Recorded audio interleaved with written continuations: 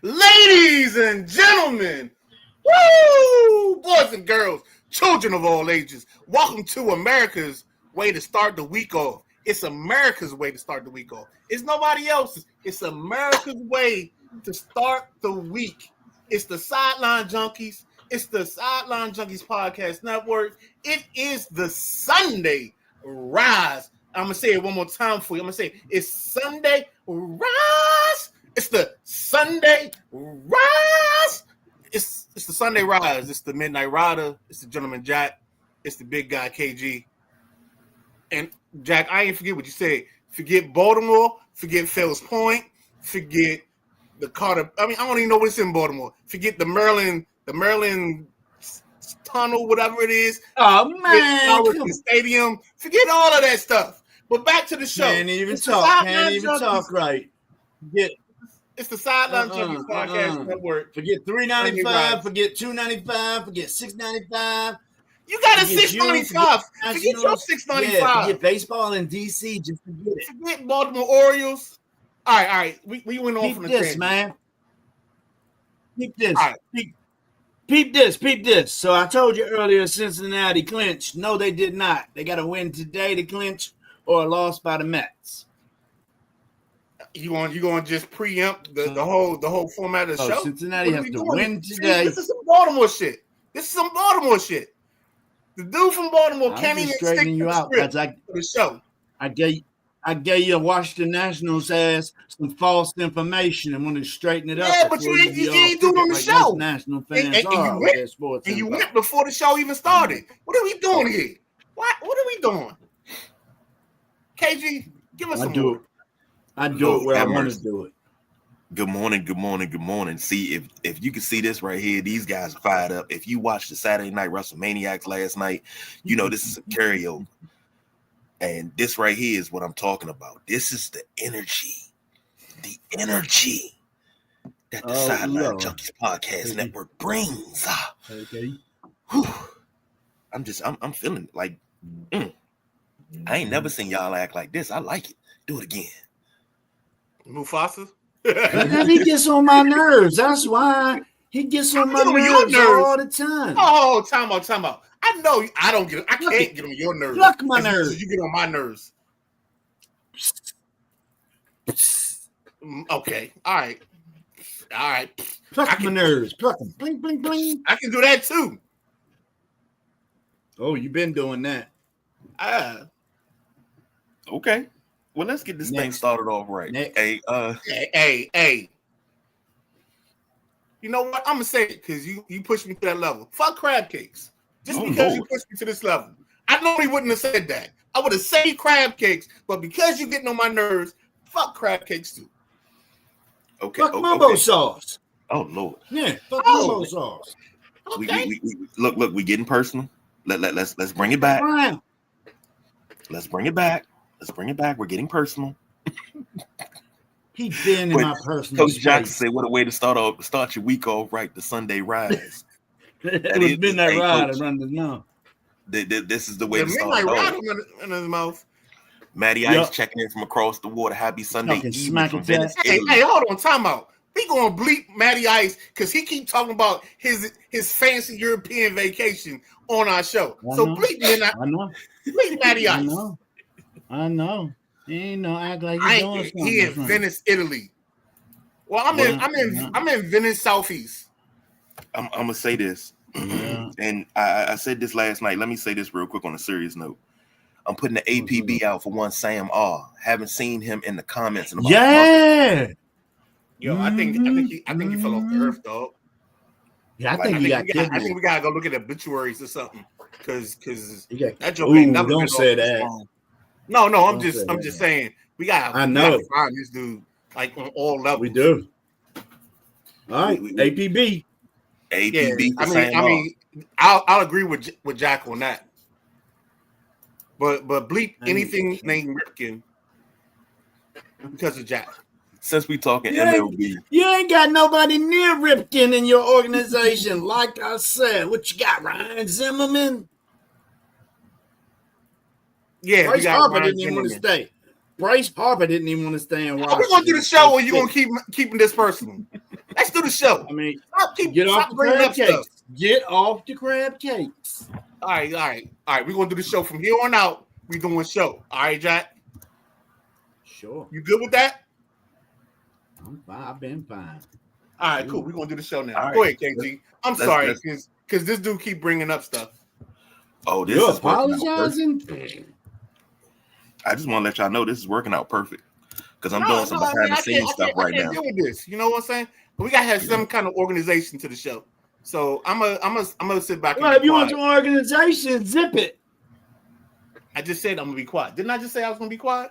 I don't need nobody to tell me to be quiet because if you're telling me to be quiet, I ain't gonna be quiet. The difference is you saying you're gonna do it and you doing it because you don't. Yeah, you do it because I said you do it. I ain't doing nothing because you said I did it.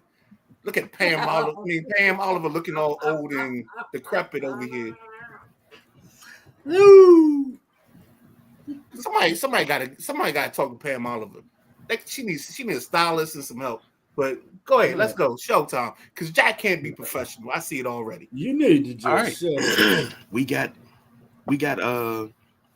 some things going on today. Let's talk about the MLB roundup. We coming into today's the last day of the MLB, so playoff spots have been clinched.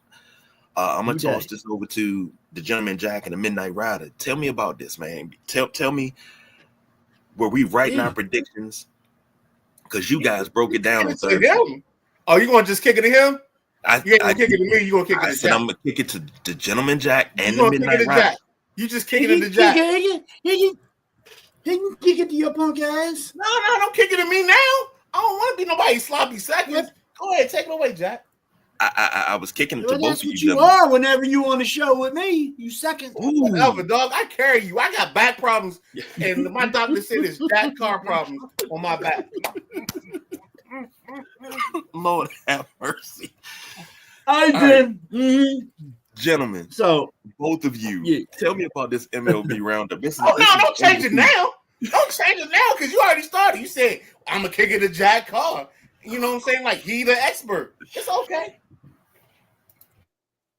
Like I said, Cincinnati Reds are on the verge of making the playoffs for the first time since 2020. They need to win today, or they can lose today, and the Mets can lose. There's a bunch of scenarios. Cincinnati owns the tiebreakers, so their fate's in their hand. Who else locked up stuff this weekend? Midnight Rider, the Brewers end up getting the division. Oh, now you want to talk to me? So no, all right, seriously. If you know what you're talking about, I'll talk to you. I always know what I'm talking about. Don't start this, Jack. All right, hold on. Just for the sake of the show, I'm gonna be the professional of the two of us, and I'm gonna answer your question professionally. So it looks like the Phillies, Brewers, Dodgers are locked in as our division winners. The Padres, the Cubs are locked in the National League as the wild cards. The only spot open is the Reds and the Mets. So if both teams win, I don't know if they got to do a playoff or if there's a tiebreaker situation. I forget how that goes. No, Reds on the tiebreaker. Okay. So then, oh Lord, oh Jesus. Somebody break out the Sister Act 2 Happy Day because the Houston Astros are eliminated from the playoffs. So in the AL, for the first time in 10 years. So in the AL, first time in 10 years, Minute Router. So we got Toronto, the Yankees, and I guess we got to figure out who wins the division there. Cleveland and Detroit, and then the Seattle Mariners. Yes. And then the Boston Red Sox are the last wild card team. They clinched that last night.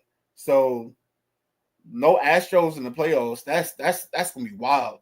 First time in would you say 10 years that the Astros aren't in the playoffs? Serious. Woo! 10 years. Woo, 10 years. Yes. Damn. Cookie. So that's your MLB roundup. Yeah.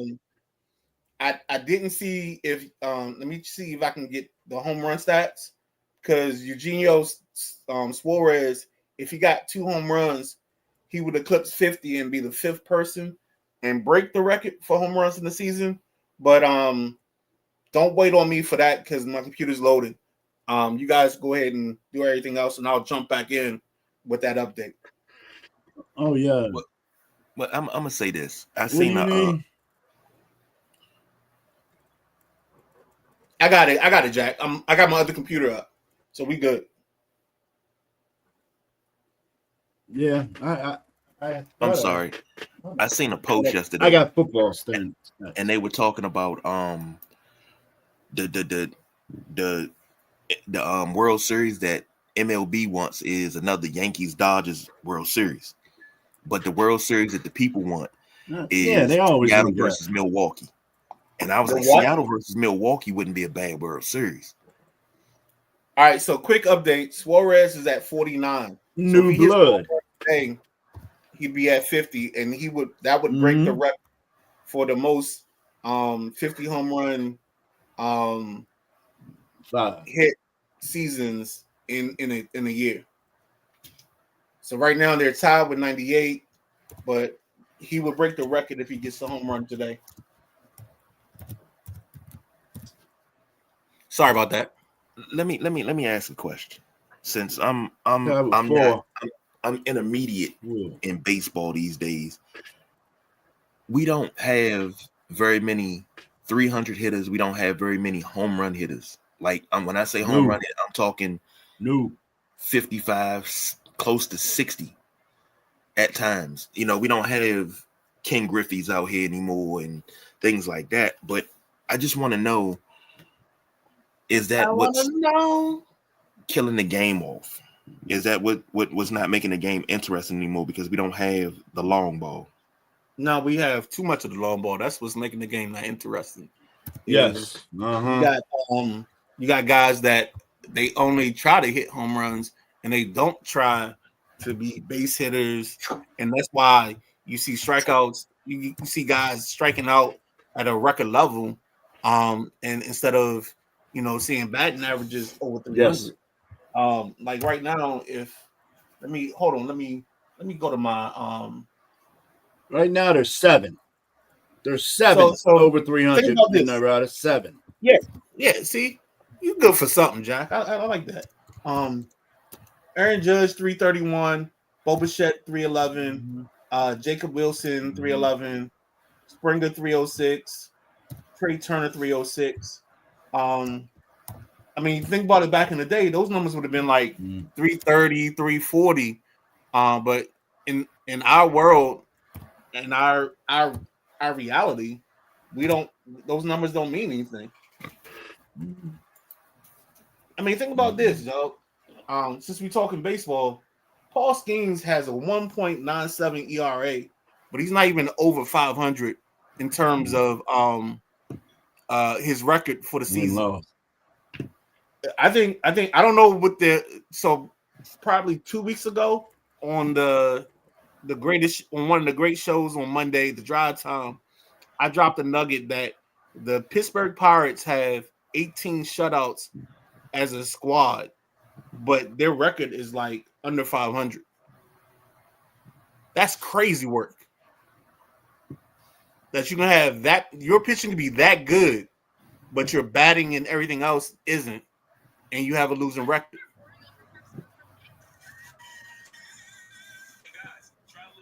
Yeah, Skeens is 10-10, dude. Skeens right now is 10-10. 10-10 with a 1.97 ERA. That's crazy work. That is nuts as hell. Unheard of. That's like dating little Kim in the 90s and saying, telling her, I'm going to save myself for marriage.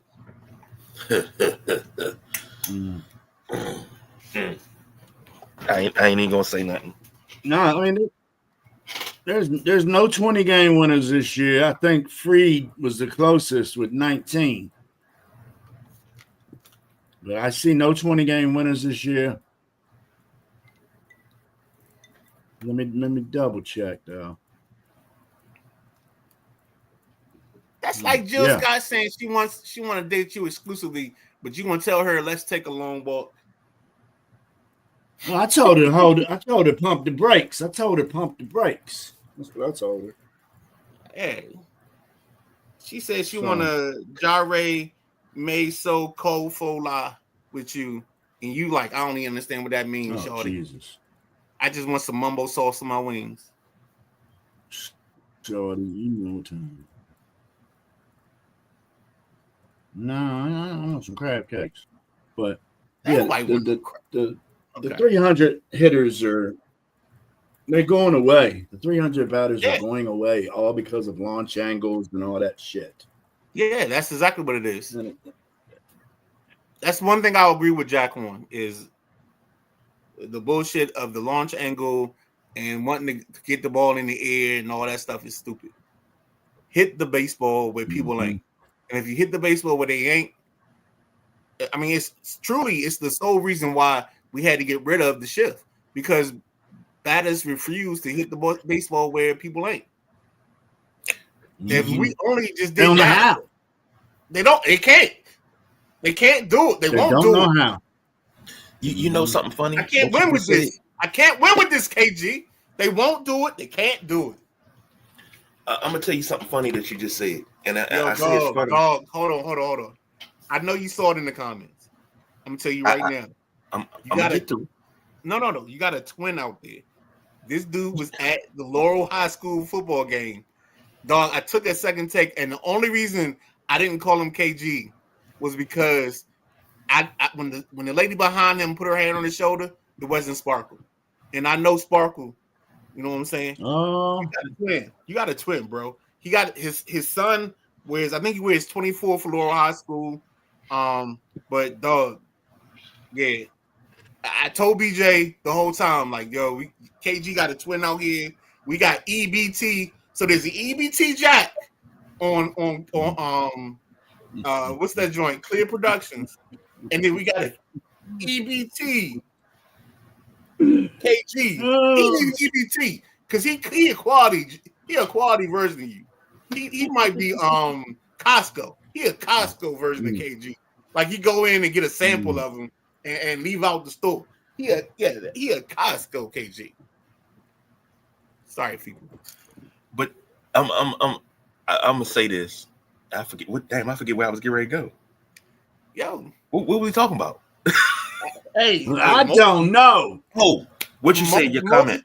Multiverse KG would have known this. We was talking about batting average. And Midnight Rider made up a good point. He said you got to hit them where they ain't, and that's from one of my favorite movies, The Babe. And jumping Joe told him you got to hit them where they ain't, babe. He said, "Well, they in the outfield stand, so that's where I'm gonna hit the ball at." That's right. But it's the truth. You got to hit where they ain't. You got to learn how to hit in the holes and the gaps. If you're gonna hit something long, hit it in the gap in between left and center, right and center. That Drop it in right in the outfield. You got to hit them where it ain't. You want to talk about launch angles and trajectories and stuff? Start figuring out how to put a ball on the ground and put it in a play to get you a double. Like who had the most? I mean, I'm asking questions because I know we ain't got it pulled up, but I mean, you don't have to find it right now. But how many triples led the league this year? How many doubles led the league? Did anybody have triple digit doubles? Like stuff like that. This is what makes it good. Triple digit doubles? Leading the league in doubles is like 60, 70 of them, I believe. I know the kid Lyles broke the single season record for the Nationals in triples. I don't know where he stands overall. That might be around 11. I mean, triples ain't easy, baby. No, and you think everybody say players are bigger than faster, but you can't pull a triple off. Yeah. Nope. He's got 11, but Corbin Carroll has 17 triples. Well, Corbin Carroll is a whole different animal in his own right. I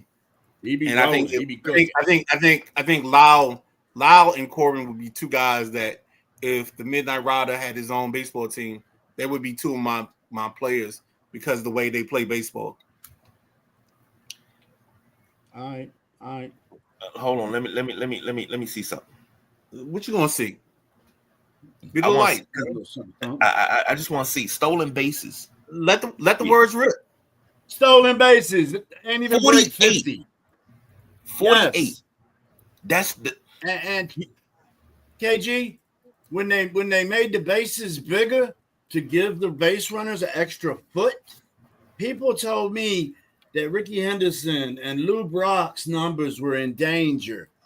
Nobody even broke 50 this year, let alone try to get 100. Ain't happening no more. Ain't nobody stealing 100 bases. Ricky called and said Ricky would have had 48 or 55. No, All-Star, not even by the All-Star break by May. Ricky would have had 60.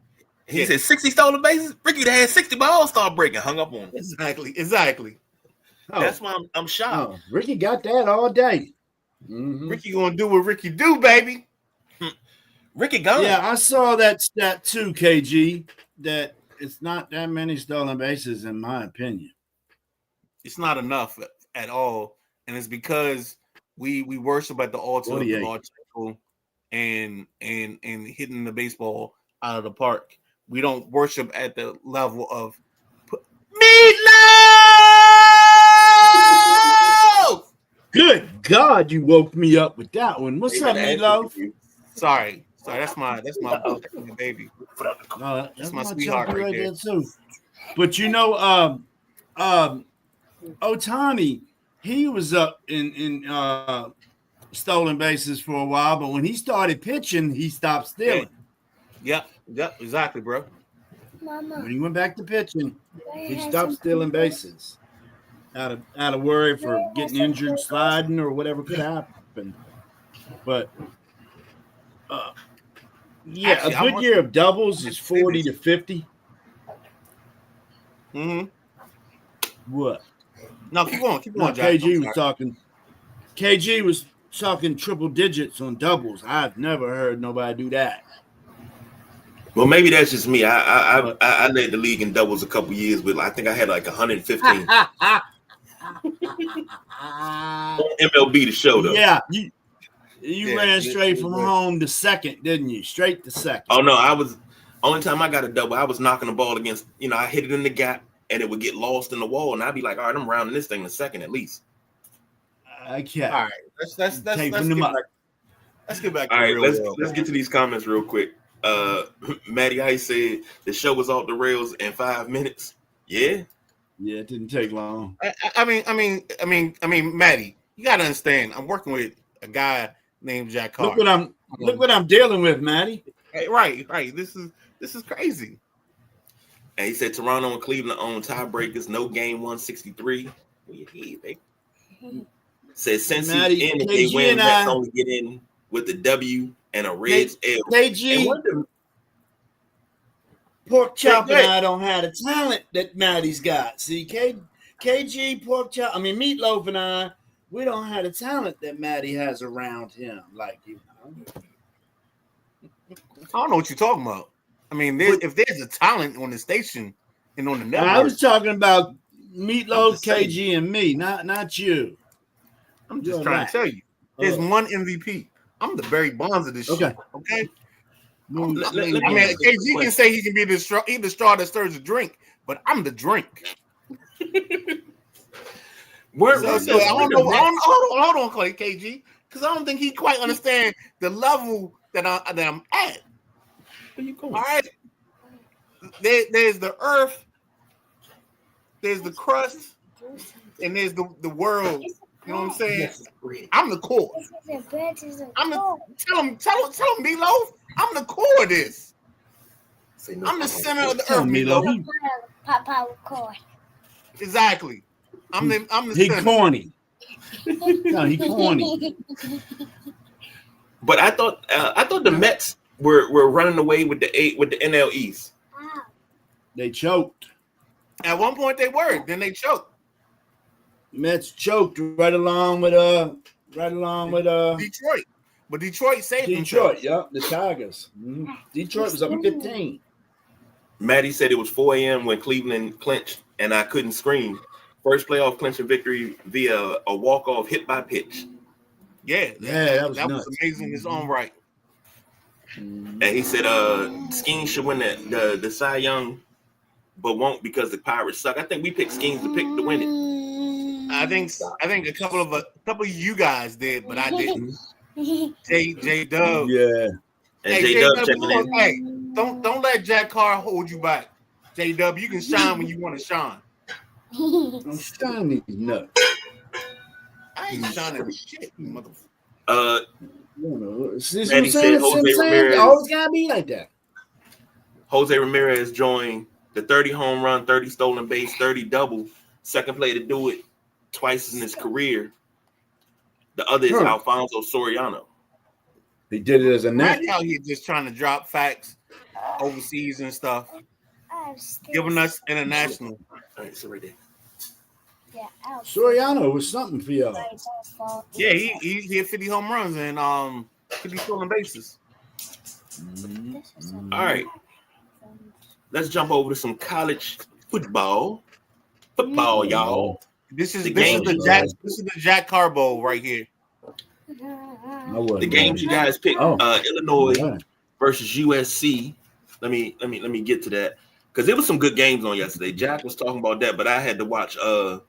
You know what I had to watch? I had to watch my team blow out. You had to see CJ Carr, Jack's illegitimate child, play some football yesterday and stomp on Arkansas. Yeah, to watch. Yeah, but Illinois, 1 and 2 team. You know they ain't even ranked. Don't bitch about Notre Dame, man. Wait. That's not the score. That score was 34-32. I need to get out. Huh? Oh, I got the wrong score? Yeah, Illinois USC was 34-32. Yeah. Oh, shit. Yeah, I don't have that score. I don't have that score on my list. So delete my shit. Delete all my shit. I got you. I'm gonna fix it. Yeah, what happened? Did they have to go for 2? No. But it was 34-32. You know, I'm never sad about USC losing. Let me put that there now. I'm never sad about USC losing. Okay, I think they lost. My bad. I guess I think I pulled the other score from the multiverse. So I apologize. USC was leading early. Jaden Mayvia was 34-43, 364, 2 touchdowns and an interception. Wayman Jordan. Hold on, baby. Wayman Jordan had 20 carries, 94 yards, and 2 touchdowns. And Makai Lemon had 11 receptions, 151 and 2 touchdowns. For Illinois, Luke Altmaier had 20 of 26. You want to get in the chair? Okay. Hold on. There you go. I had to release the Kraken. Sorry. It's all good. Luke Altmaier was 20 of 26, 328 and 2 touchdowns. Caden Fagan, 14 carries, 60 yards, and Colin Dixon, 4 receptions, 90 yards. All right, take it away, fellas. What you got? This is the Jack Carr Honeycomb Hideout game of the week. If you guys don't know, by now, there are times when my guy Jack falls in love with something, and I'll ride the momentum of what he's on. And the USC offense, I thought was gonna carry over, but they flailed out against Illinois. But I think Jack's on to something with this USC offense.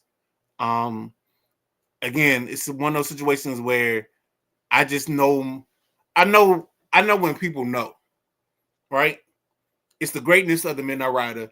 Like the Midnight Rider doesn't do this often, but sometimes the Midnight Rider has to just go with the brain path and the thought process of the people around the Midnight Rider. And he won't just come out and say how he feels, but he'll let the people around him, the Midnight Rider, he will just let y'all operate and function. And that's why I love this game, and I picked this game. And I think Illinois just got lucky at the end. Go ahead, Jack. You think so? I think it was luck. I don't know about that. Altmaier made up for the Indiana loss tremendously. They came out Okay. hot in the beginning.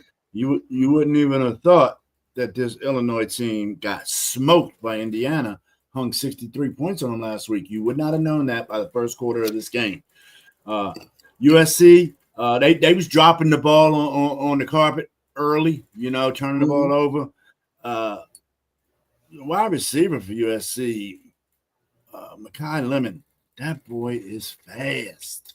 I mean, and any running back they give the ball to can break one. So it was one of those games where you hate to see someone actually lose because they both played damn well. But I think them early turnovers gave Illinois the opportunity to get the lead and stay in the lead. I'm trying to find the turnover numbers. Apparently, there was no interceptions. The fumbles. Here it is. The fumbles.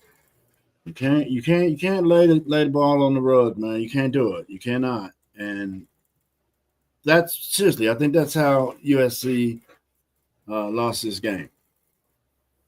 Okay. That makes sense. That makes sense all the way around. Well, both quarterbacks threw for 300 plus, Midnight Rider. It was definitely a air it out, run it out game. Meatloaf. I'm sorry. Mm-hmm. I don't know if you. Nah, we good. Okay. She got in trouble. Damn, That sounds like Midnight Rider smacked her or something.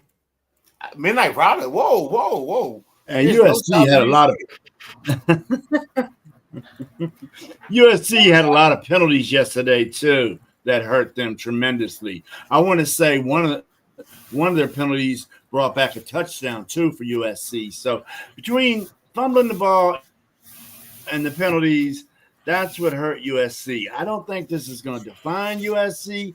I think they're going to be a 2, possibly 3-loss team this year, but I think they can move up to the top 15. Hey Jack. So, and Illinois is going to continue to bounce around, sir. Jack, I know what we do is quarterbacks. So I want to put a quarterback on your radar. His name is Damon Williams. He plays at Washington. Last night he didn't play well against Ohio State, but I think he's a guy. I'm a Chris Collinsworth this. Here's a guy that may be somebody we should keep an eye on in the rest of the season because he's got the arm talent. I'm gonna say this personally. You know me. I'm an arm strength guy overall. But he's got the arm strength. He's got the moxie. He's got the will. I don't know if he has the people around him to be a top 10 guy or top 5 guy, but this is a guy we got to keep an eye on. Yo, why does Meatloaf have on the Super Mario hat? Like she hit the joint and yeah, he. Go ahead, Jack. He's on my list, Midnight Rider. Actually, he's actually on my list. And there's another quarterback. I'm trying to find it. Oh, here it is. Here's my paperwork. I know I mentioned Rocco Beck in Iowa State. Who was it? Shaping at Mississippi State. He didn't do well this weekend. Nah, he didn't. And my guy at Arkansas did good against Notre Dame. He showed. Yeah, that's Green. Yeah. And Pavia did good for Vanderbilt again. I think Nussmeier didn't do that good for LSU, and I think Nussmeier is getting helped by them great wide receivers at LSU, man. Because I think Nussmeier's problem. Go ahead. Mm-hmm. No, I think Nussmeier's problem is his coach is Brian Kelly. I think that's the problem that Nussmeyer has, but that's just personal because I'm trying to hold back my restraint for the family, my family. You know, the quarterback at Georgia Tech. Georgia Tech put on a display the other day against Wake Forest. They did another overtime game. That's our guy, Haynes King. And Mr. King helped them pull that out. So there's also a freshman at Cal that I just think his nickname's pretty cool. His name is Jerron Kiwi Sagapolete. His nickname is Hawaiian Lefty. So we got to keep our eye on this freshman at Cal. All right. KG. And Dampier at Utah. Keep the show on the rails. Keep Midnight Ride on the rails. Next game up, Georgia versus Alabama. Alabama 24, Georgia 21. Ty Simpson for Alabama, 24, 38, 276, 2 touchdowns. Jamarion Miller, 16 carries, 46 yards. Isaiah Horton, 5 catches, 65 yards, and a touchdown. For Georgia, Gunnar Stockton, 13 of 20, 130 yards and a touchdown. Chauncey Bowens, 12 carries, 119 yards and a touchdown. Kobe Young, 4 catches, 59 yards and a touchdown. Here's the crazy thing about this game. I swear, I went in the room and I peeked at the TV and I said, uh-oh, Xavier about to beat you, Dario. He came out here maybe about 5 minutes later and started dancing and said, uh-oh, I thought Alabama was going to lose. What? It's over now. I said, how? They were in position to score. He said, I don't know, but they ain't score. And it's 24-21. I was like, oh, my God. Oh, my God. I take it to the gentleman. Gentleman Jack. Mm-hmm. Well, Georgia turned the ball over to Gunnar Stockton did not have a great performance. I think he was outplayed by one Ty Simpson. This is the first game I've sat down and really had a chance to watch Ty Simpson perform this year. And I liked everything I saw. The boy throws lasers, 24 for 38, 276 yards, 2 touchdowns in the air, 1 rushing touchdown. I mean, Simpson did a little bit of everything for Alabama, and the running game at Alabama looks sweet. They run by committee. They'll put 3-4 running backs in your face. And the young boy, number 2, the wide receiver for Alabama, sophomore, Brian Williams. Williams, man, he dropped another home run ball. Yep. Since he's blown up on the scene in his freshman year, he has had 12 drops since. That's a lot for a number 1 wide receiver. He dropped a nice home run ball. I'm sure you guys didn't see it because y'all was watching that other game. But this is another game that's tough to have a team lose. I saw him drop the ball, Jack. And stop talking about that other team like we don't matter. We got CJ Carr. It's Arkansas. What? Yeah, you're 2-2. Uh-huh. Yeah, okay. Yeah, all right. 2-2. You'll understand. Sometimes real gotta recognize real. But go ahead. Let me throw this in there real quick. Let me interrupt and throw this in there. We got a game going on in Ireland. The Pittsburgh Steelers 21, the Minnesota Vikings 6, and we're in the 4th quarter right now. DK Metcalf is going off. So continue, Jack. Go ahead, Jack. He has to. Everybody else banged up. So Georgia Bulldogs did not pull this one out. They'll be all right. They'll still be in the playoffs. Go Dogs. This is a good game. Shame somebody had to lose. It was a great I told people earlier, sometimes people don't listen to the words and the greatness that it is the one, tell nobody nothing. the only, the guy that God gave don't want to hear you life to. You know what I'm saying? There's a time in the day at 12 a.m. They call it midnight. And that's the reason you get what you get on Sunday mornings. You get it on Mondays at 7. get it Tuesdays at 8. What you get. You get And you don't Wednesdays throw a at fit. 8 as a backseat driver. You get it on Thursdays. You get it Saturday morning at 11:30. Like God gifted you every this day thing that He calls midnight, and then you do a tagline on it, call it the Midnight Rider, right? And He told you in times. Only thing that's close to it is parables by Jesus, but the Midnight Rider said that there's a guy at Alabama. His name is Tyler Simpson. He's got moxie. He got what it takes. And what you saw yesterday was the guy with some moxie and what it takes to out Gunner Stockton. And that's how I got to perceive this ball game is that God shined down His light and said, you know what, Midnight Rider, you right. His name is Ty Simpson. His name is Tyler. Hold on. I'm gonna drop this on you, Midnight Rider. You right. That's all he said. Oh shit! I can't help what God puts in place. I can't help it. I can't help being right. I ain't heard nobody say that. You ain't heard no because you know why? You're not in tune with God. That's all I'm saying. If your mission ain't in tune with God, what's that got to do with it? I say. You can't hear what I say. That's all I'm saying. Come on, Squirkle. Let's go. Next, KG. Next game, KG. Because I can't keep putting all these blessings on myself.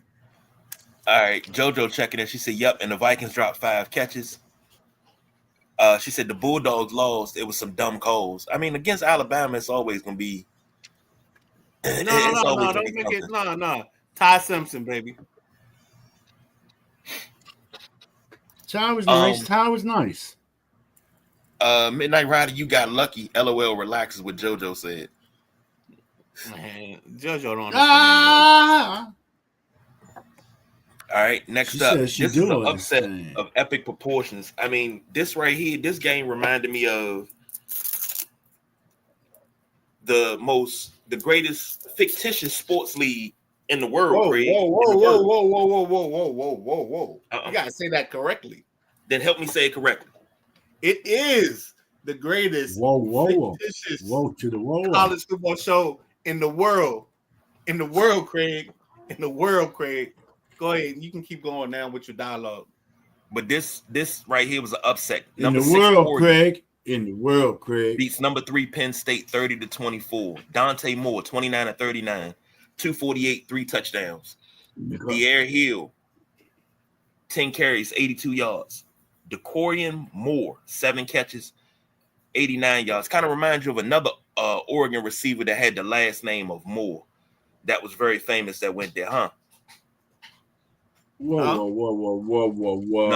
No? So before we go into all of that, let's go back to the fictitious college football. Hold on, Jack. Just give me a second. I apologize now. Yeah. I feel like Kanye. All right, go ahead, Leroy. Go ahead, please. Just give me a second. You ain't Kanye. We were cheated because we had in the fictitious college football league because of internet connections. We got cheated on this ball game being played out correctly. Jimmy and my guy Angry Johns. So there was a game played, and then they had to actually just go ahead and simulate it because of internet connections. So we won't ever know what the real outcome was of this ball game. But go ahead, KG. But just DeCorian Moore. If that doesn't remind you of another Moore that went to Oregon, I can't think of another Moore that went to Oregon. Bobby Moore. But it's like, hold on, is this Ahmad Rashad? Yes, it Bobby. God, yo, I swear to goodness, I don't, yo, oh my God. He said Ahmad Rashad. Ahmad Rashad was Bobby Moore before he was. And he was KG. You calling this a huge upset? This is a double overtime top 5 matchup. Ain't no upset. If you're ranked number 3 and a team lower than you beats you that's not supposed to beat you.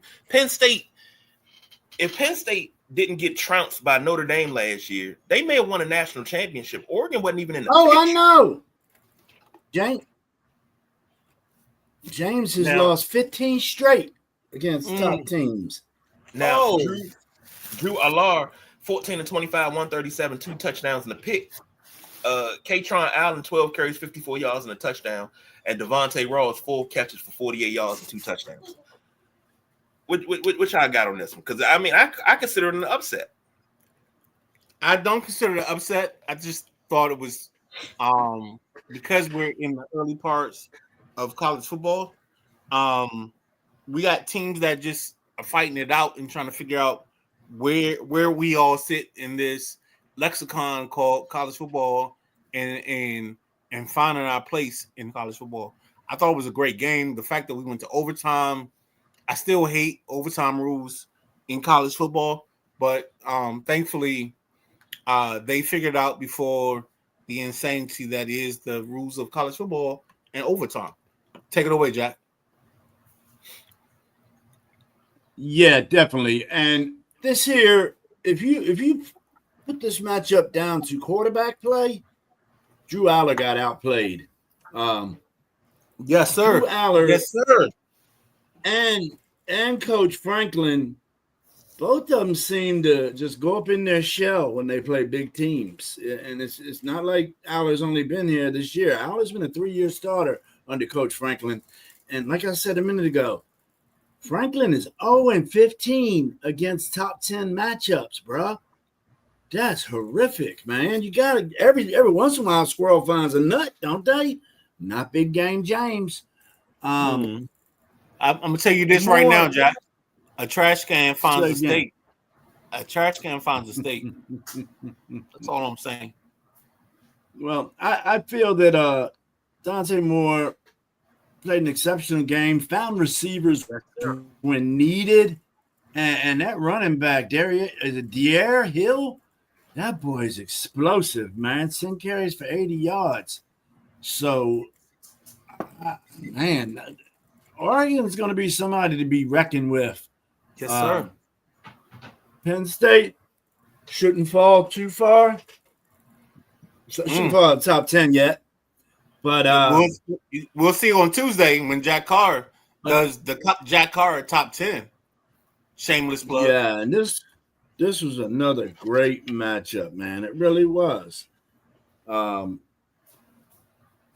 just had too much for them. Aller was down. Katron was down. Penn State got no rah-rah enough. So that's what I saw. Let me throw something out there. And I'm going to say this, and I'm not trying to – it's two things. I'm trying to tell the truth. I'm not trying to poop on Penn State. But Drew Aller has been outplayed in how many games? Over the last 2 seasons. He's been outplayed by other quarterbacks. And that's why Penn State loses. You know who he is? He's the Eddie Jones of quarterbacks. Oh, Lord.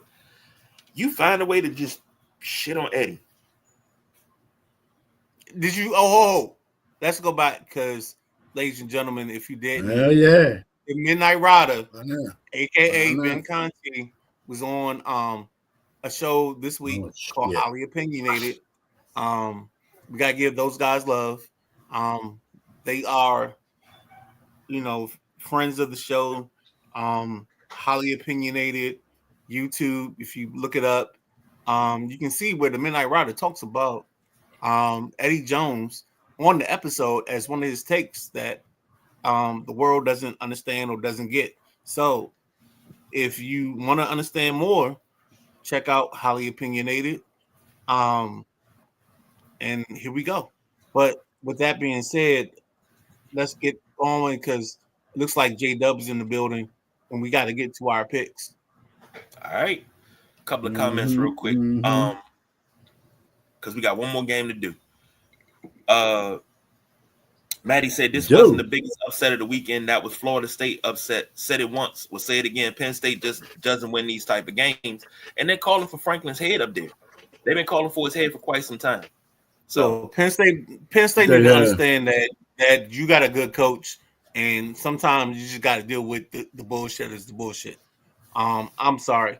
You ain't been without Joe Paterno and them dudes touching kids, and I say that in the nicest way I can say it. You ain't been relevant. So let's just keep dealing with Franklin and his inability to not win big ball games. Maddie said, "Time to go It's back out trying to get see real." sunset. Yeah. He trying to see the sunset in Venice. Some parting shots with you. Can play when you want. He said Ohio State's D is scary. It's scary good. Mm-hmm. And he said, I'll be eating fresh pasta with a fresh caprese salad and nice glass of wine, some local gelato for dessert here soon. Just rubbing it in. And he said, have a good rest of the show. My first drive time back will be October 6th when we have our NHL show at 8 p.m. Midnight, I think Scooter and Duval Paul and Nails will be on that show. Oh, yo, if I can make it to that show, the whole enterprise version of that show, 29227 or 272 4077D and all the enterprise lingo that goes along with that show would be amazing. Freaking amazing. You think so? All right. Last college game here. Ole Miss 24, LSU 19. Garrett Nussmeier 21-34, 197 and touchdown for LSU and an interception. Harlan Berry 7 carries, 22 yards and a touchdown.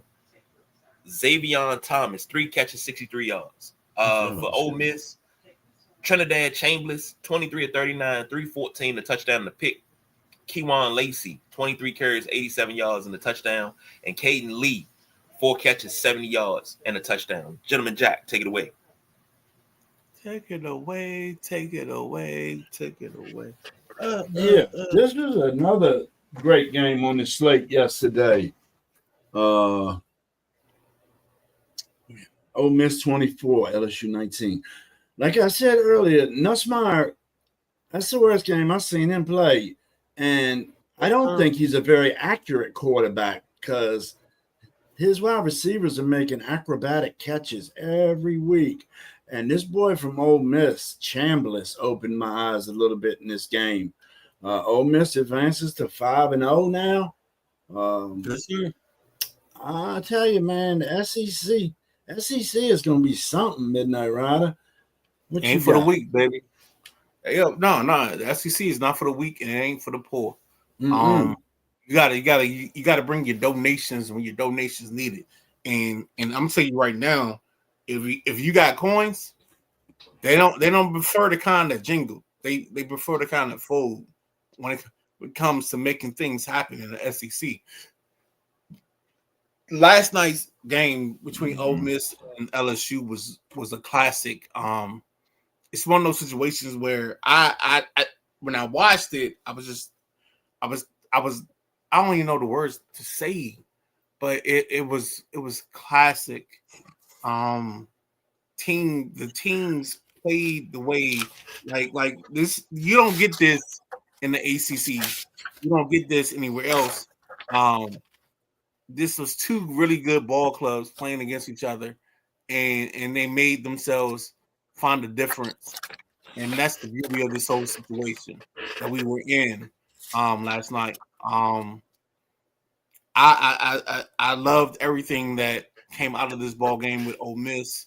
I'm a Chambliss guy, but I like the kid that he replaced.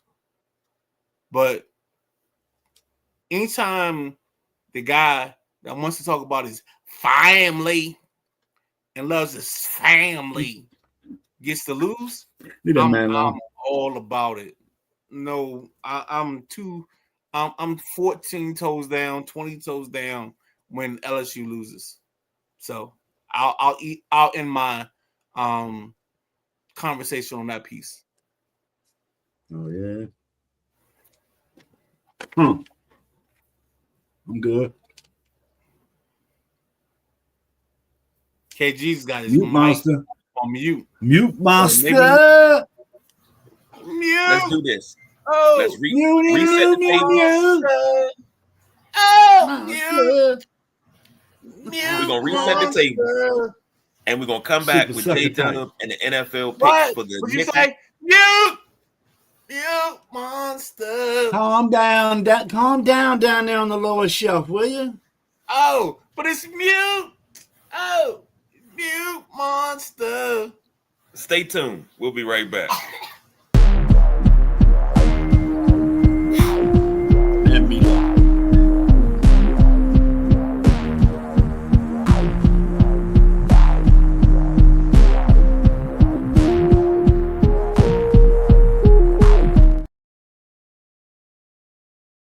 Ladies and gentlemen, boys and girls, children of all ages, welcome back to the Sideline Junkies Podcast Network. It is the Midnight Rider. It is the Gentleman Jack. It is the big guy KG. And we got Meatloaf riding shotgun. We also have our guest picker, the man, the myth, the legend, the person that makes water walk or walks on water. He is J-Dub. So that being said, it is my privilege and my opportunity because we're gonna take you into the good morning, guys.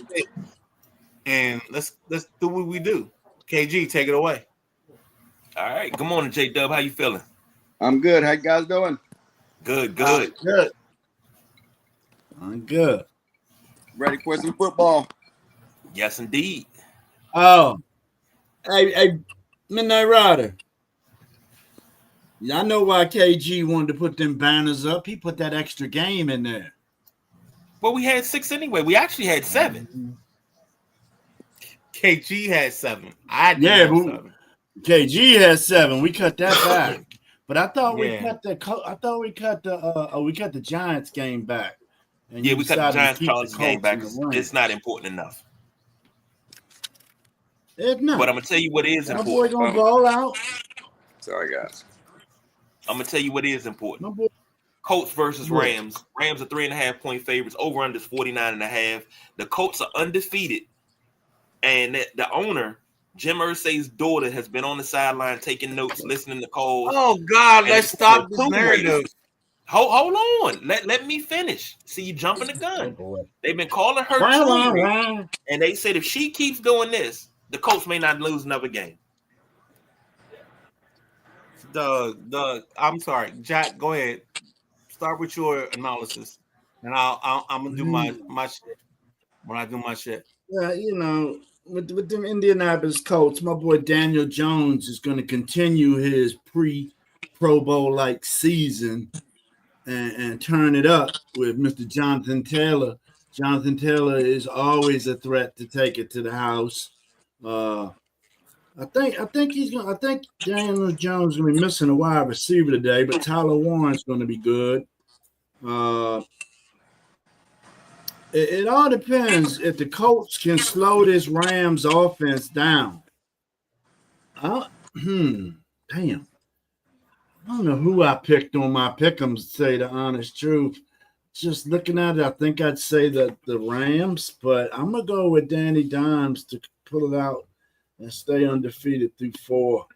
So I got the Colts defeating the Rams, and I'm going to take 49.5. Jesus.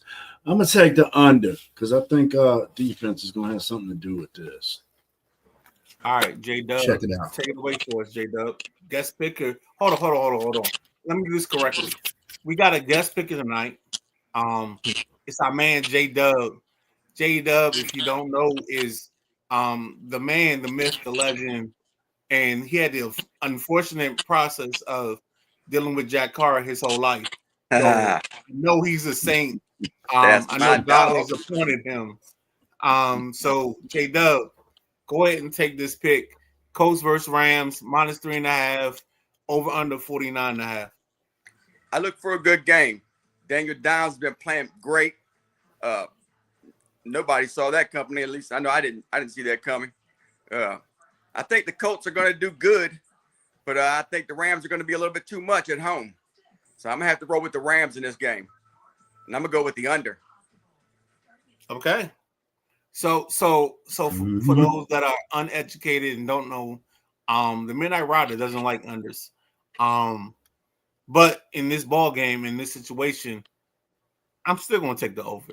I like the way these two offenses operate.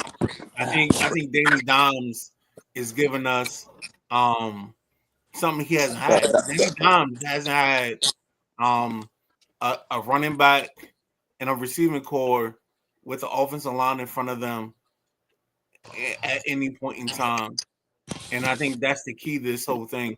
And the reason why Danny Dimes is even working in this level. But I'm going to still take the Rams to win, and I'm going to take the Rams and the over.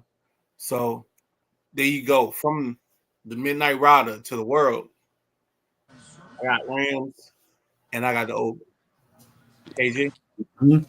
Well, I'm gonna go ahead. I'm gonna go ahead and take the Colts in this one because I've been picking against the Colts. I've been messing around with them, and I don't know. I'm not ready to fully drink the Kool-Aid, I guess. But give me the Colts in this one because Daniel Jones showed flashes when he was in New York. It was mostly against the Commanders, but he showed flashes. And it seems like he's got some place that he can actually pull some things off. And he's got the best talent ever. Yeah, I'll give you that. And he got a running back in Jonathan Taylor. I couldn't call him Arian Foster because that was blasphemous. Arian Foster like back. Could I call him a Matt Forte like back? No. God damn. What are you doing? Going way back. All right. Look. Think you got to go Chris Johnson, but you got to go under Chris Johnson. Jesus Christ! Feedback. Like I know what you're trying to do, but you disrespecting Jonathan Taylor's speed by comparing them to Arian Foster and the guy you just said. That's all I'm saying. And his size. Okay, but I think this is good. I think this is real good for him, and I like to see him win.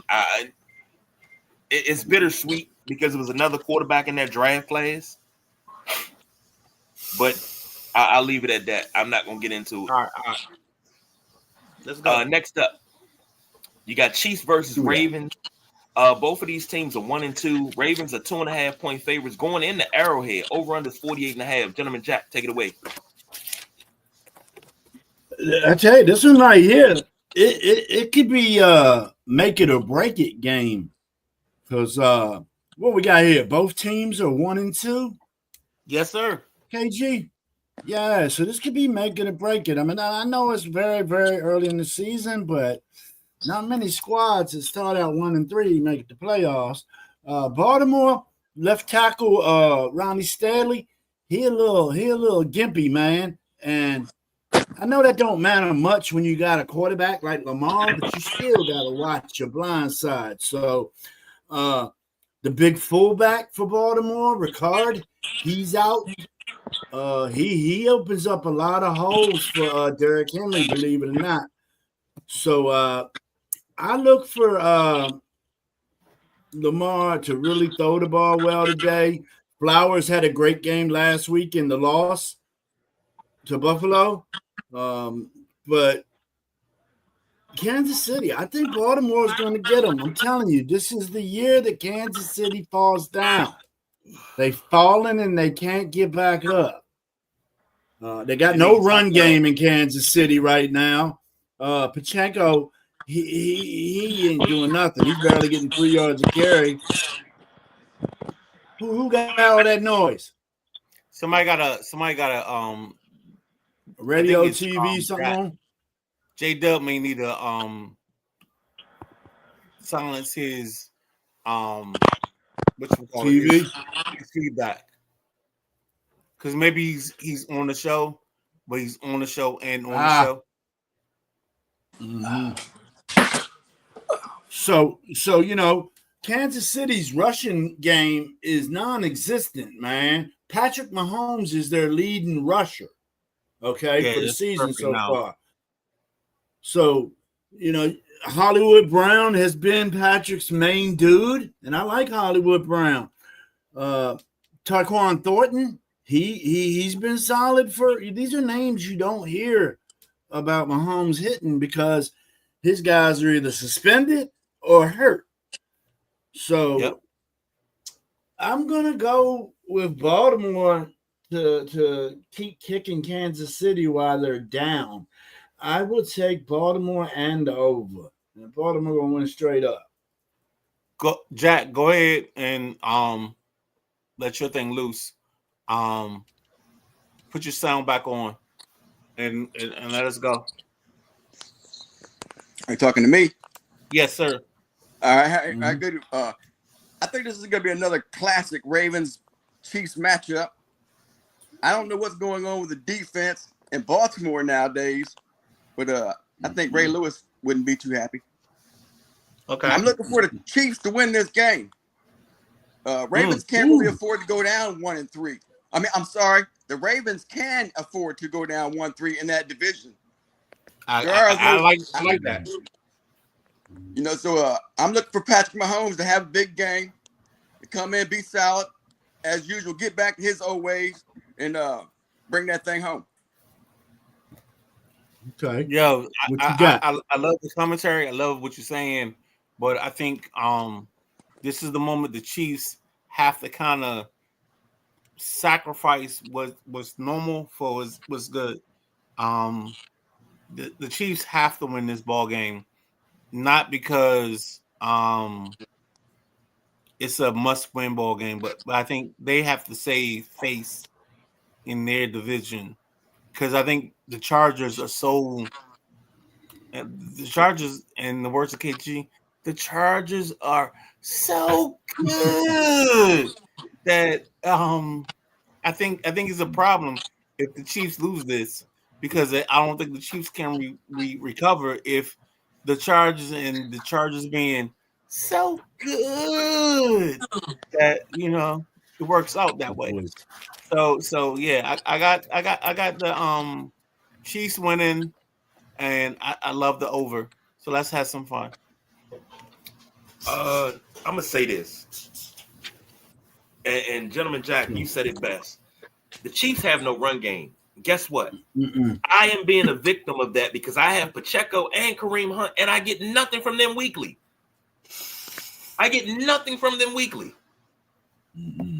So they have no run game. When it comes to the Ravens, yes. The Ravens are leading the league. And hey, little lady. They're 1-3. I mean, 1-2. This is unacceptable. This is not Ravens ball. Now, I'm gonna say this. I'm a big John Harbaugh fan, but I don't think this gets him fired. I don't think this gets him, ran out of town or nothing, because everybody believes in John Harbaugh, and Baltimore is such a loyal place when it comes to their coaches. This is the same place where they tried to fire Ted Marchibroda, and the players strike. They went on strike, so they couldn't fire Marchibroda. So, and then also they brought Marchibroda back when they came back as the Ravens. This is a loyal place when it comes to their coaches. So I'm not worried about Harbaugh leaving or anything like that, but the Ravens win this one, and they win it last second. It's going to be a high-scoring affair. Give me the over. Ravens win this 41-38. All right, let's go. Next up, hey, J-Dub, what you got? The over or under? Over. Chiefs. Midnight Rider. Who'd you pick and what you got? Let's go Chiefs and let's go over. Thank you. I'm not sober enough to understand what I just said. Go ahead next, KG. This is a bully day. And Josh checking in said, perfect way to start your Sunday, your sports Sunday. You're daggone right. You could be anywhere in the world, but you prefer to be here with us. Now, this is the middle game. The epitome of the greatness that is Sunday sports. The epitome that is what we do. And then we got the dude J-Dub in the building. I mean, I don't know. Junkies got it going on. Hey, man, you can have what you want and do what you do, but when it comes to perfection, we got J-Dub in the building with us. So fuck what you do. Excuse my I language. try. Now, this is right here is what I think is the game of the week. Undefeated Buccaneers versus the undefeated Eagles. Don't have to keep about me. I love the meatloaf motion. Eagles are 3.5 point favorites over under 44.5. Gentleman Jack, take it away. I agree with you. I think this is going to be the matchup of the day here on Sunday. Oh, yeah. It's a shame it's a 1 o'clock game and not the 8 o'clock game. Philly, they've been up and down, man. Philly's averaging 26 points a game, but they're giving up 21 points a game. So, that record has been some tight wins there for Philly. And the same thing has happened with Tampa Bay. Tampa Bay averages 24 points a game, but they're giving up 22. Last I heard, Baker Mayfield is questionable. Anybody got an update? I think Baker's going to play. Baker's going to bake. Okay. Well, we seen last week that Mike Evans is out. That was pretty nasty. Yeah. He's playing. Godwin's questionable. The left tackle, Wirfs is questionable. You want Mayfield out there. I don't want Teddy Bridgewater out there. Yeah, you do. Believe it or not. Doesn't matter. Sterling Shepard is going to be out there on one of the wide receiver positions, and so is Tez Johnson. Both of those are backups that need to step up for the injured Bucks.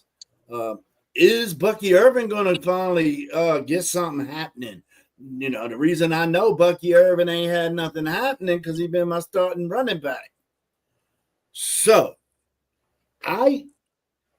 Philly, it's the same as last year, man. Their offense is just flowing like a finely oiled machine. I got tired of saying this last year, but that's how good Philly's offense looked. A.J. Brown, Devontae Smith, they're going to be tough to stop, fellas.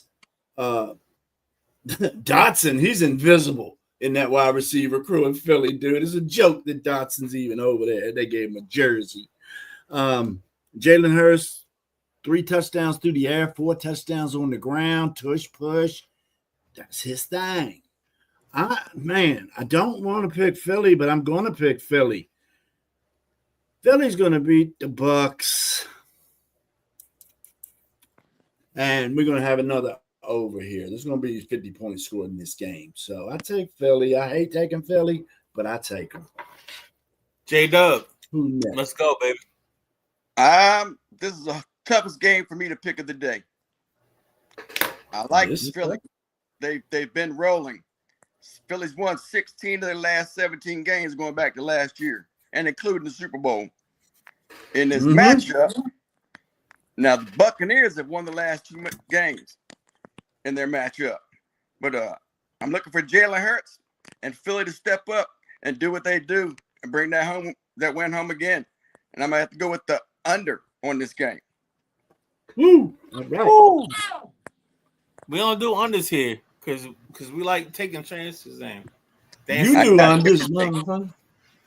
We like dancing with the devil in the pale moonlight. Offensive good. Let's go defense. Oh shit, let's go. Oh, come on. No! I'm sorry. I'm watching. What are you watching? That Pittsburgh game? Yeah, because Jordan Addison just got tackled at the 1. What's the score? Give us the score. So the score is 24-14.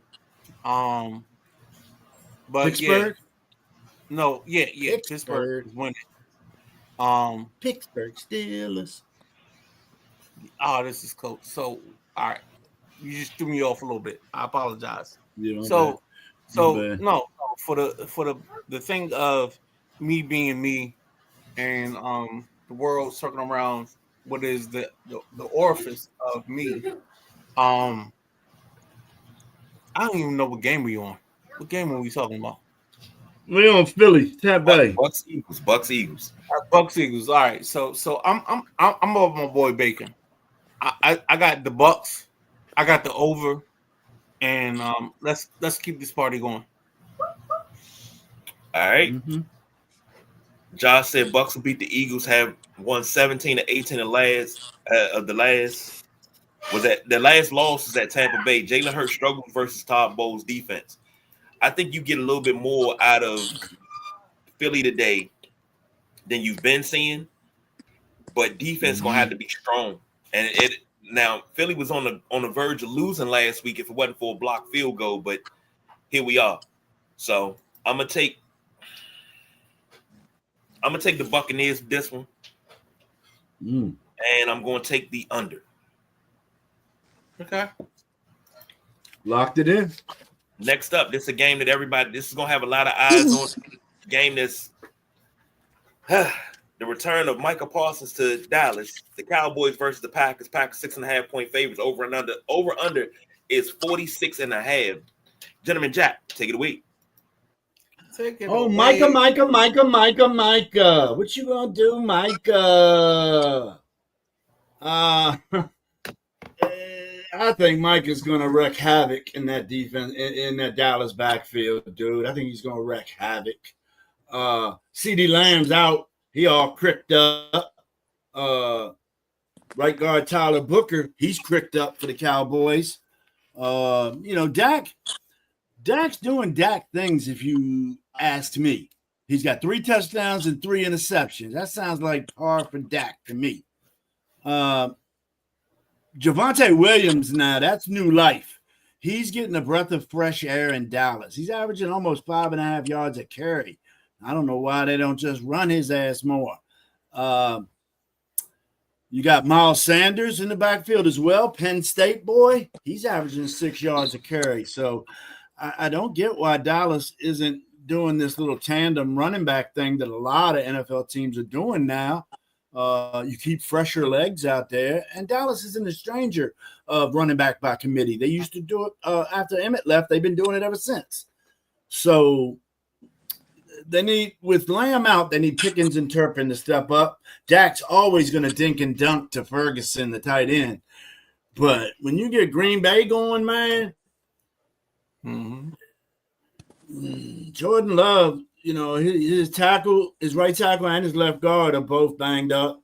The Green Bay Packers got some injuries in the depleted team. I tell you, man, hey, I wanna pick Dallas here just because I'm feeling it. The defensive end for Green Bay, Rashawn Gary, he's got 4.5 sacks already in 3 games. The Green Bay Packers have 10 sacks as a team, guys. So I don't know how they can lose to Dallas. I'm going to switch up. I'm going to go Packers. I'm going to go Green Bay and the under just because they're playing Dallas. Dallas averages 25 points a game, yet they give up 31 points a game, guys. And Dallas has got 15 first downs by penalties. That's interesting. I don't know where I found that tidbit, but I'm going to take Green Bay in the under, fellas. J-Dub. I don't even know where to start with this one. Dallas, in my opinion, is beyond terrible this season. Jerry Jones gave our number 1 defensive player away for basically 2 second-round draft picks. They're late first round, but they might as well be in the second round. So I don't see a glimmer of hope here for Dallas today. I think they're going to be foolish enough. Hold on, J-Dub. So you don't see a gleam? Not a gleam, not a shine, not a speck, nothing like that. That is consistent with a W. No. Get the bit, Emma. These guys. No. We gotta get KG gotta get the bit. Get the gleam, KG. The offense has looked okay, but that defense is atrocious. Can't stop the run or pass. I do believe today that Dallas will make the bad mistake of trying to run straight at Micah. They think that's how you can beat him. But you added Micah Parsons to an already stout defense. I think that speaks for itself. I just don't see it. I don't see a hope here for the Cowboys. The Packers are going to blow them out. I take Packers in the over. Go ahead, KG. I wanted to get the gleam, but I'm having a glitchy problem. I can't get to the gleam because there's a gleam, man. There's a gleam. Let's get that gleam. There's a fucking gleam. So I'll just go in light of us not having the gleam. No, I'm taking the Packers. I'm taking the 6.5. I'm taking the over because this game is going to go over. I'm making it simple, and we're gonna go over 6.5 and rock with that. I'm going to rock all night. Packers over. Packers are over. J-Dub. I'm gonna say this. Okay, G. Okay, G. J-Dub, what you had? Packers in the over. Thank you, sir. Go ahead, KG. I don't know what sweep in the world is going on in Dallas. Dallas is the bad version that can't get right. It's the same thing they've been doing. This right here, I don't know what's going on with this team, but they don't win this game because the Packers are a well-oiled machine. If they win this, if the Cowboys win this game, it's by the grace of God. No kidding. By the grace of Dak. That's the only way they. And here's the thing: Dak's not the problem this year. It's everything else. They give him George Pickens. George Pickens has a whole meltdown on the sideline last game, throwing his helmet. I'm not a typical Cowboys George fan. Pickens. But Typical George Pickens. This. Give me the terrible. Packers. Well, with Dallas, where Dak Prescott is throwing the ball, he's throwing the ball. His leading receiver is Ferguson, the tight end, with 27 receptions. The next closest receiver is 16 receptions. So, I mean, CeeDee Lamb wasn't even getting the ball more than Ferguson. And if you're constantly throwing to your running back and your tight end, that's a security blanket, man. That's just check downs. So you're not going to win games like that. No, you're not. Got to throw the ball downfield. Facts. Facts on top of facts. Heck. What we got? All right. Now this one's for the boss BJ. You got the Saints versus the Bills. Bills 14.5 point favorites. 48.5 is the over under. Take it away, gentleman Jack. Oh Lord. You know how them Bills, how that offense is for the Bills, man. They can put some points up. Actually, they average 34 points a game, and they're giving up 24 points a game. So that sounds like win-win to me. Now, New Orleans, they average 16 points a game, and they're giving up 30. So Buffalo going to probably hang a 60 on them, young, because New Orleans quarterback Spencer Rattler, right next to his name, I got Trash. Trash. I don't know how the boy got a job in the NFL, dude. Spencer Rattler sucks. So they got that 6'5" rookie out of Louisville over there, Tyler Show. I tell you, this gonna be his squad soon. This gonna be his squad, I think. No, he's not. No, he's not. No, so, I don't mean to disrupt you, but he trashed too. No, and the reason, dog. The reason they starting. Don't say you don't mean to interrupt me when you interrupt me twice. Okay, I'm gonna sit back. That means you lying. I'm sorry. I'm a Kanye. I don't mean to, but you did it again. So, Tyler Rattler is trash, and New Orleans, this is their way of tanking. They're going to stick with Rattler's bum ass at QB. He's going to have more interceptions than touchdowns. Alvin Kamara, I think New Orleans has just ran him into the ground. His best year is way behind him. He's 30 years old now. I used to be a big Alvin Kamara fan, y'all. I know Jack was too. Juwan Johnson, that's Rattler's favorite target. Where does he play? Tight end. Another dink and dunk quarterback. Chase Young, linebacker Chase Young is out today. He's got a calf problem. You got to watch out on that New Orleans defense. Cam Johnson, 15th year for Cam Johnson, dude. I did not know he'd been here that long. And then we got a local boy out of Damascus, Maryland on this New Orleans team, and that's Brian Brzee out of Clemson. He went to Damascus High School, got a state championship up there. That boy is 6'5" and weighs 305 playing nose guard. So will Josh Allen meet Mr. Brzee in the backfield today? I doubt it. Like I said, I think Buffalo going to hang 60 on New Orleans. I take Buffalo and the over. Jack? Yeah, I like Buffalo in this game for sure. I'm a big Josh Allen fan. He's top 3 quarterback in the league. This guy just impresses you in every way. He does what it takes to win until he gets to the AFC Championship and hasn't been able to get over that hump. But I look for that to change this year.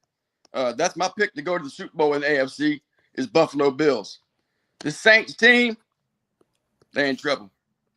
They got issues. When you're starting Spencer Rattler, when I got to watch Spencer Rattler at college, he went here to South Carolina. So I know what he's about. They definitely have some more building to do in New Orleans. So I look for the Bills to just pretty much do what they want to do. You got James Cook coming out of the backfield. You got Dalton Kincaid has played solid tight end and a good option for Josh Allen when he needs him. Keon Coleman down the field. I look for a big game out of him. This is going to be a blowout, I think, in my opinion. Bills and the over. Got you, bro. All right, so now that I have the time to talk, I will go ahead and I'm gonna be quick because I don't have. I can shut you down again if you want. No, it's good because I think the Bills, the situation in this ball game is they're playing the Saints. Spencer Rattler is trash, as somebody said. I think Tyler Shuck, the kid that's behind him, he's trash, and I think this is a trash by community situation. So I think it's the way it should be for the Saints because they should be trying to get the number 1 pick and find out who's their quarterback in this draft. But yeah, I got the Bills. I'll take the 14.5. I'll take the under on the 48.5 just because I don't know if they'll get there. Like the Bills are going to do this by themselves, and I don't know if they're going to put in the work enough to get to the 48.5. So that's why I take the under, just because I feel like this might be a 34-0 situation as opposed to anything else.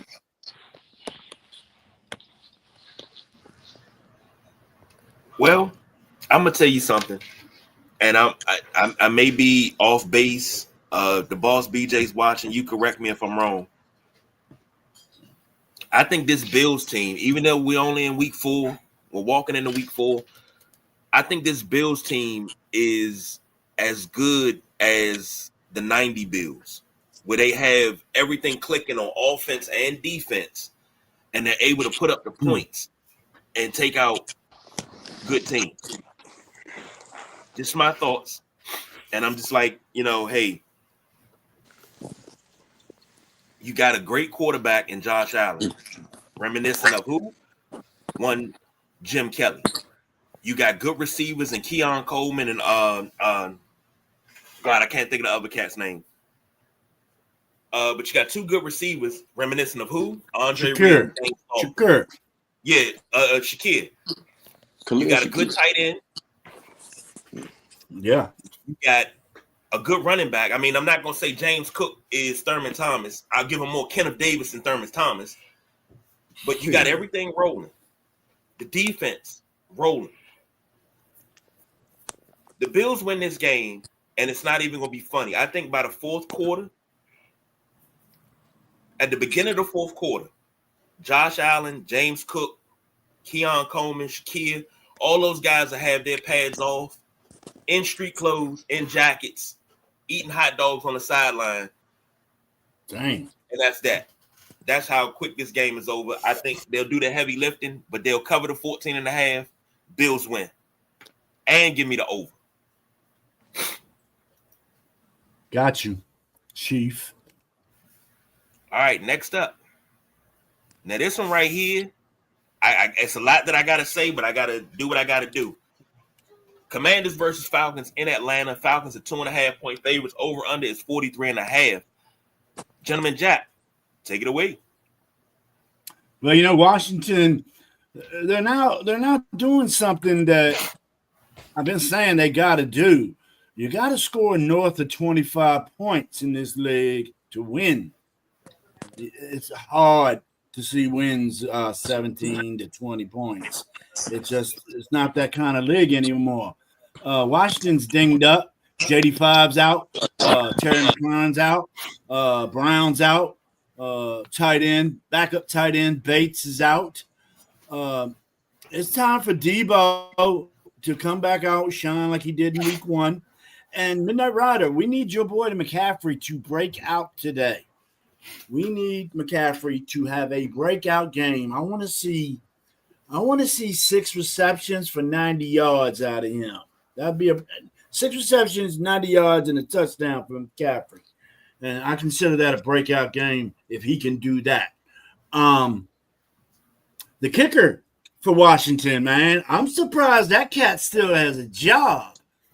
2 weeks ago, he missed a big kick, and last week he missed a big kick. He's 3 for 6 for field goals with us.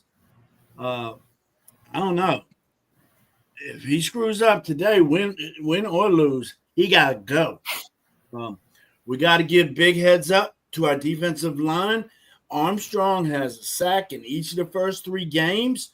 I don't remember the last time we've said that about a defensive lineman to start the season off with 3 sacks. I really don't. Bobby Wagner constantly getting his 10 tackles a game. But you know the defense has 0 interceptions this year, y'all. 0 interceptions. We got to get turnovers. Teams that win the turnover battle usually win the game. So, Atlanta, Penix, he hasn't been doing as great as I'd like him to because I'm a Penix fan, but he's only got 1 touchdown. He's got 2 interceptions, and he's got 1 rushing touchdown. But the stat that I'm tripping on for Michael Penix in Atlanta is he's got a 58% completion percentage, fellas. That's damn low. But when you got a running back like Bijan Robinson getting 5 yards a carry, give him the ball twice. That's a first down. You know what I mean? So they need London and Mooney to get off, but I don't see Atlanta beating this Washington team with a backup quarterback or not. So we're going to send Mariota out there again in Washington. I heard Krosky Merritt is questionable today. I haven't gotten the update. He's playing from everything I've seen. But they're going to start who? McNichols or Rodriguez? It doesn't matter. One of them. Doesn't matter. Okay. So I like I'm not being a homer, but I like Washington to win this in Atlanta. Atlanta just don't put enough offense together right now, averaging 14 points a game. That's a no-go in the NFL. I will take the Commanders and the under. I think it's going to be one of those squeaky games. 24-14, something small, you know what I'm saying? So Washington and the under for JC. Go ahead, J-Dub. I'm going with the Commanders in this one. The Falcons are really struggling. They lost last week to the Carolina Panthers 30-0. Shut out. Their offense is not what everyone thought it was going to be. At least it hasn't looked to me so far this season. Bijan Robinson, he does what he does. So he's played solid, but the rest of the team is really not impressed me. Drake London has done his thing a little, but he's not having a great year. So I'm looking for the Commanders to win in this one, and I'm going to roll with the under because I don't believe the Falcons will put up enough points to hang and stay in that game. So I'm going to go with the Commanders and under. Well, you know what, J-Dub? It's funny. It's funny you brought that up about Drake London. Drake London is a little bit off this year. He's got 16 receptions, in 3 games, but he's been targeted 27 times. That's 11 passes that aren't being accounted for. So it made sense what you said. Drops. What could you? So I'm on the J-Dub line. I don't even need to go as far. I think the Commanders win. I think we cover whatever the score is, and I think we go just under, just because I think this is a 2017 type of ball game. And the world is right. Everything is right with the world. So go ahead, KG. I put KG's down already, Midnight Rider. Oh, the Falcons are so good. Michael Penix throws the ball so good with his left hand. And he can't do what he do. For the last week, the Atlanta radio stations have been going in on the Commanders. Oh, if you let Marcus Mariota come in and beat us, you can't do that because he's not that good. And the Commanders are just a joke of a team. And don't sell your tickets to Commanders fans. Keep your tickets, shut them out because they're not going to come into our house and beat us. Shit, with this and with that. No. That's real. Because actually on Wednesday, I don't mean to cut you off, KG. I listened to Andy and Randy, their midday show, and yes, that was the sentiment. The sentiment was, don't let the Commanders fans come in here because they're so used to, especially in Atlanta, our fans coming in and taking over the show. They're also used to. Same thing happens here. No, it's different because in Atlanta, they want 2 years ago. They want to hold on to the fact that it's not about our fans taking over, but the reality is something different. All right.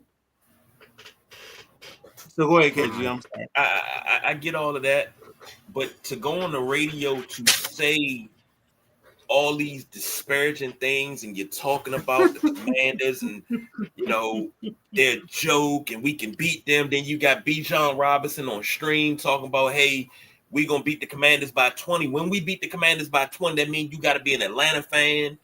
And wait, I understand. You let such things bother you, dude. You let such things bother you. But Jack, they're right. They're so good. They're going to beat us by 20. I don't know what we can do to just beat Atlanta because Atlanta, they're looking for revenge. They're bloodthirsty right now after being shut out by the lowly Panthers 30-0 last week. They're so good. They had a good week of practice. They had their orange slices. They had everything. We are in trouble. They're so good. So good. Didn't the Commanders a landslide or runaway? They get their revenge last year for us to make us the playoffs. Michael, what you want to over 7,000 yards? We can't do this. Yeah. Mm-hmm. Okay, because they're so good. They're so good. And Atlanta's defensive backfield's banged up, man. Mariota should be able to pick this defense. No, but Atlanta's so. Yes, I like Mariota in this game. So what you got? You got the over or under, KG? I got the over. Atlanta wins 55-10. Oh, Jesus. Because they're so good. He's selling tickets, Jack. He's selling tickets. Woof, woof. All right, guys. You know what they are. But Lovey, they are so good. Michael Penix is a left-handed quarterback. You know how hard it is to catch a pass from a left-handed quarterback? Whoa. All right. Go ahead and just get out of here. Left-handed's wrong. No, left-hand, it's got a different spin to it.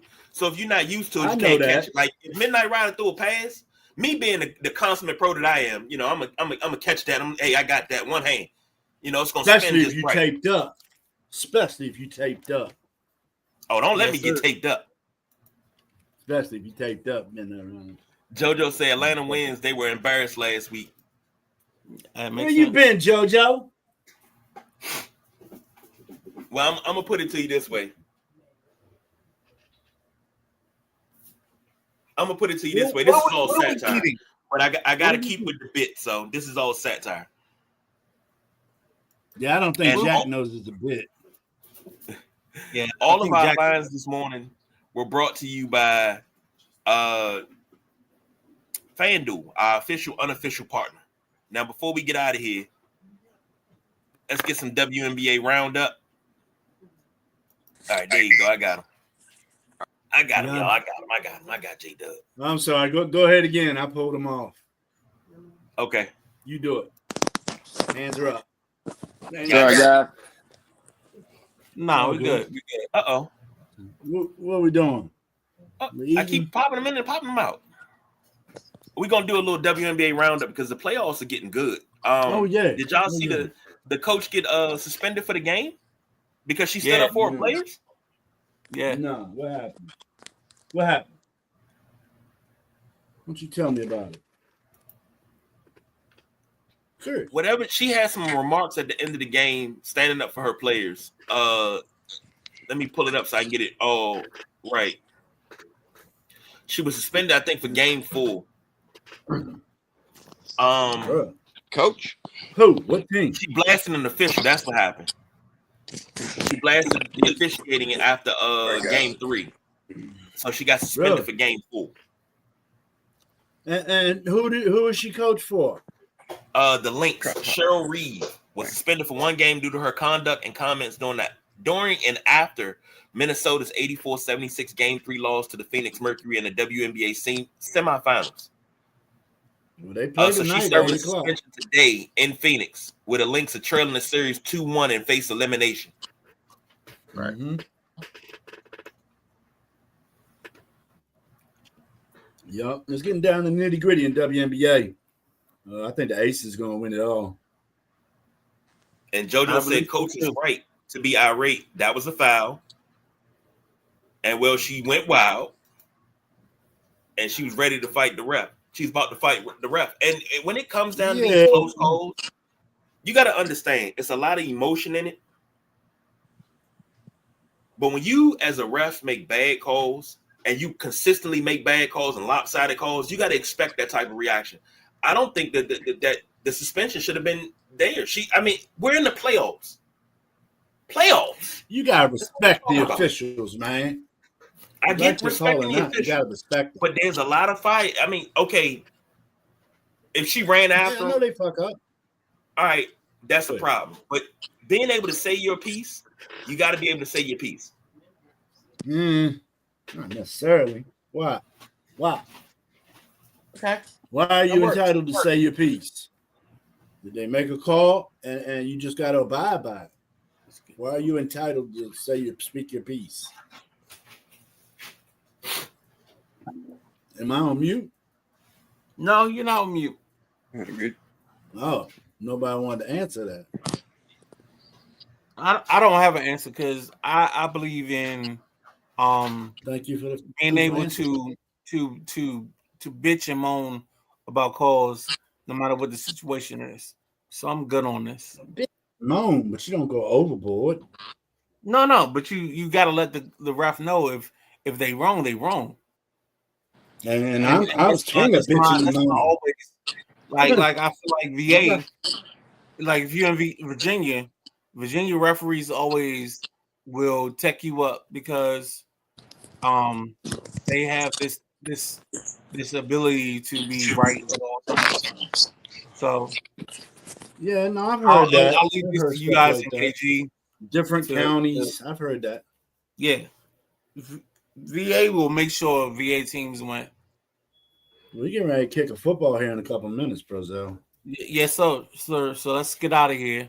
Tell them, Jack. They don't know about that, Brozel, do they? I don't know what KG got going on. So let's do it this way. All right. For our man J-Dub, for the gentleman Jack, for me, and for the big guy KG, It just popped back on the screen.